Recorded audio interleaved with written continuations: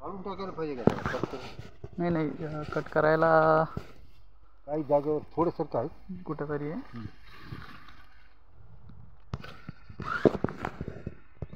नमस्कार शेतकरी मित्रांनो, शेतकऱ्यांची शेतीशाळा प्राकृतिक आधुनिक कृषी शोध प्रशिक्षण चिकित्सालय रामपुरी बुद्रुकमध्ये आपले सहर्ष स्वागत आहे.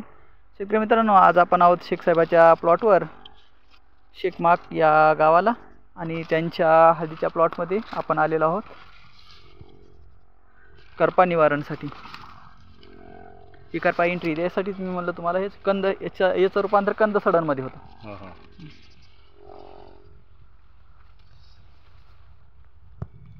रामराव, करपा किती जागेवर आलाय? चौकोनच आहे. आपण दिलं होतं ते आपण दिलं होतं ते ड्रिचिंग केलं, ड्रेंचिंग केलं आणि स्प्रे फवारणी स्प्रे घेतला ना. किती स्प्रे राहिला आता? 50 ml टाकलं का? स्प्रेला किती टाकलं? 50. पुरलं ना औषध? हो.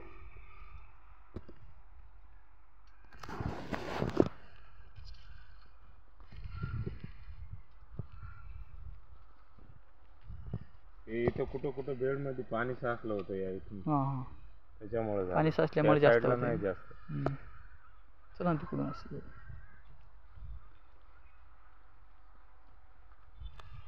इकडे बी आहे का करपा? हां, करपा सगळीकडेच आहे, पण ते कमी जास्त करेल. हां.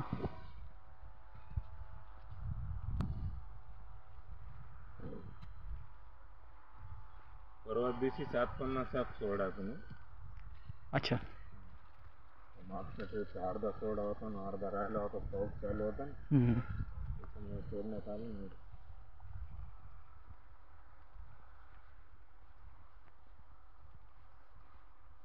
याच्या अगोदर कोणता सोडला होता? 750. आता सोडला म्हणे. अर्धा अगोदर सोडा होता ना, अर्धा आमच्या पावसामुळे आता सोडला. अच्छा. आणि सुरुवातीला कोणता टाकला? बेडवर टाकला असेल ना? बेसल डोस टाकला ना. बेसल डोस दोनदा टाकला. कोणता टाकला होता? एकदा पेरते वेळेसच टाकला, आणि त्याच्यानंतर 1.5-2 महिन्यानं समजा बेसल डोस टाकला. बेसल डोसमध्ये काय घेतलं होतं? बेसल डोसमध्ये महालॅब घेतला होता एशियलचा. हां. आणि 10-20 हे DAP घेतला होता. 2 बॅग. हां. दाणेदार किती घेतला होता? 2 बॅग. 2 bag DAP, 2 bag. हो. हे 2 बॅग आणि लिंबोळी घेतला. लिंबोळी 1. अच्छा. आणि सुरुवातीला जे आपण आणि 2 बॅग 2 बकेट टाकल्या होत्या मायक्रोन्यूट्रनचे. अच्छा. ज्यावेळेस आपण बेड बनवलं त्यावेळेस शेणखत टाकला होता का नाही? शेणखत नाही टाकला काही? हे शेणखतच आहे. अच्छा. त्या माणसानं अगोदरच हे केलेलं, टोकन केलेलं. अच्छा. शेणखत अवेलेबल असल्यावर टाकीन माणूस.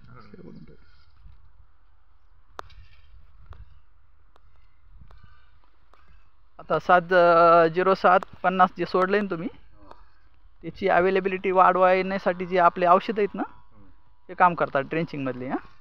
आणि जे रानामध्ये अनुवंशिक जे काही खताचं प्रमाण असतं, नत्र, स्फुरद, पालाश, कॅल्शियम, मॅग्नेशियम, सल्फर, याचं आपटेक वाढवतं. त्यासाठी आपले ड्रेंचिंग महिन्याला 1 असते. तर महिन्याला 1 ड्रेंचिंग आणि 2 फवारण्या, 15-15 दिवसाला 1 फवारणी, असं शेड्यूल असतं.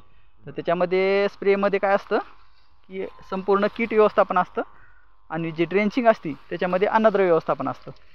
तर अन्नद्रव्य व्यवस्थापनामध्ये नत्र, स्फुरद, पालाश मुख्य अन्नद्रव्य, कॅल्शियम, मॅग्नेशियम, सल्फर दुय्यम अन्नद्रव्य, जस्त, लोह, मंगल, बोरॉन, कॉपर, मॉलिब्डेनम आणि क्लोरीन हे मायक्रोन्यूट्रल असतं.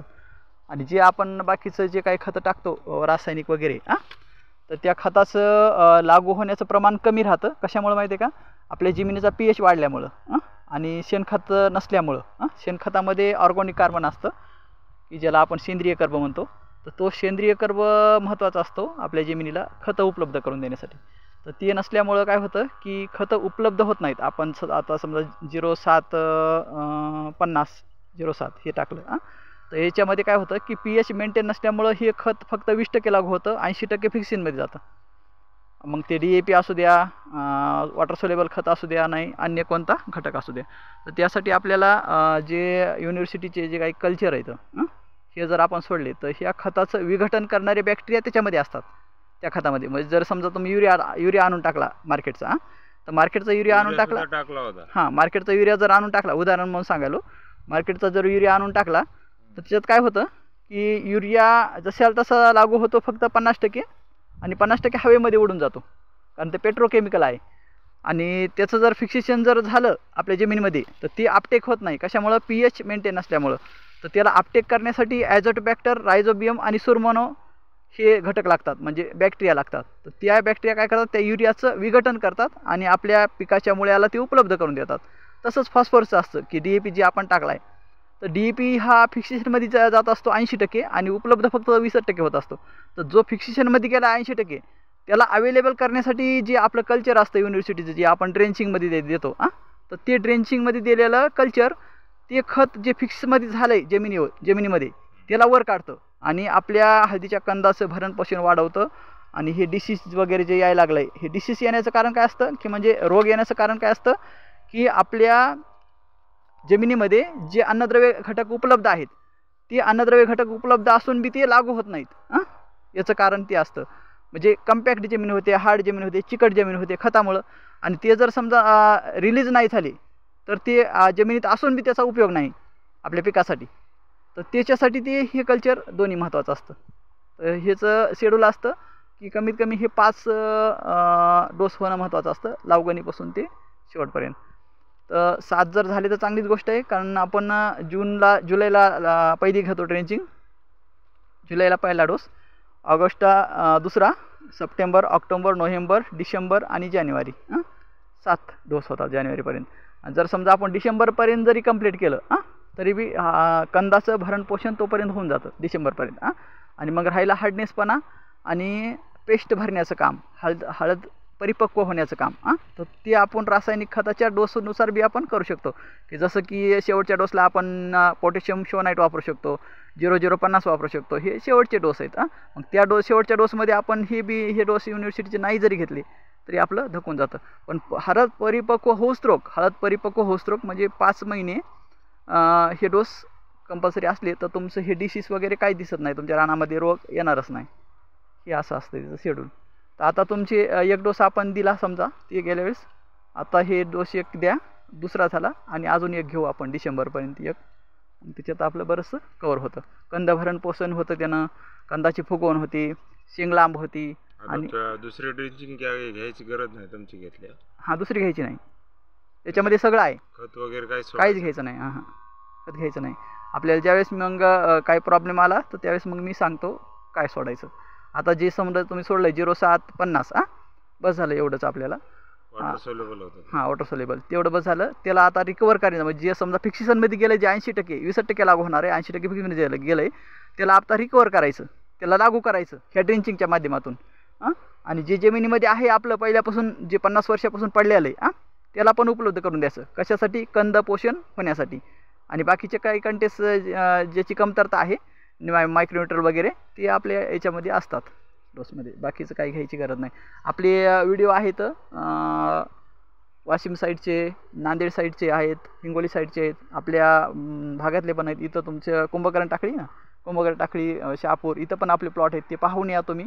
इतकाली हळद आहे, एकही प्रॉब्लेम नाही, जबरदस्त. त्याला आपल्या ड्रेंचिंगशिवाय दुसरं काहीच टाकलेलं नाही, फक्त खताचा एक डोस पहिला बेडवर टाकलेला आहे, त्याच्यानंतर काही टाकलं नाही. तर त्यांना मी सांगितलं आहे की कंद भरण पोषणसाठी आणि कंद फुगवण्यासाठी हे टाकायचं आपल्याला 05234. 05234 कधी टाकणार? याला सांगतो ना ते. आता ही आपली ड्रेंचिंग सोडा आणि मग पुढच्या हप्त्यामध्ये आपण देऊ त्याला 05234. मग आपने क्या रहेगा छोड़ने का? ते सोडलं म्हणाले ना 050 कॅन लावाले कॅन सोडून दिले आणि ते हे करायचं एकच स्प्रे. फवारणी करून घ्या. आता फवारणीचं काय अडचण नाही.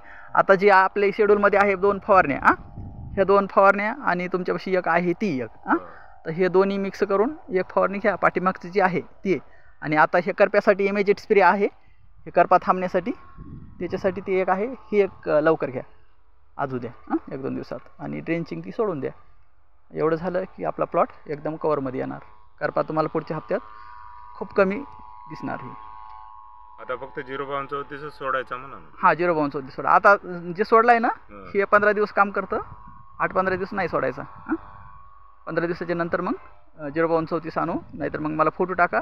जर समजा आपलं हे जर कवर झालं, हे जे ठिपके दिसतात ना तुम्हाला पानं, हां हे जर कवर झालं हां तर आपल्याला 0.34 नाही 12 लागतं. हां आणि जर हे नाही कवर झालं तर 0.34 घ्यायचं आहे. 12 आम्ही 1 महिन्याच्या नंतर सोडला होता. हां हां लागण केल्याच्या नंतर.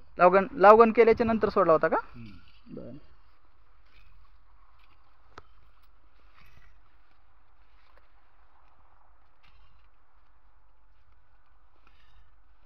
हे जे बसल्याला दिसायले का ही साईड, हां हां ते पूर्ण जमिनीचं पाणी इथून असं या बेड मधून उलतो इकडे गेलं होतं. बरं सर त्याला साईडनं नाला काढता येत नाही का पाण्याला? हां ते मोजून घ्यायचं म्हणले ना तुम्ही? साईडनं नाला काढाय काय नाही, आपल्याच जमिनीचं पाणी येते. आपल्या जमिनीचे त्यांच्या जमिनीचं दुसऱ्याच्या जमिनीचं येत नाही ना, त्याच्यामुळे नाला कसा काढताय? नाही नाही आपल्या हे जे जमिनीचं जमीन आहे ना हे पूर्ण पाणी या साईडला येते आणि असं उलटतं ते मग. या साईडला येऊन पुन्हा आपल्या इकडे उलटत आहे. आता हे बेड जे आहेत नाही त्या साईडचं पाणी या साईडला येतं, बेड भरतेत आणि हे बेड पूर्ण असं भरून इकडे जाते. इकडे जाते.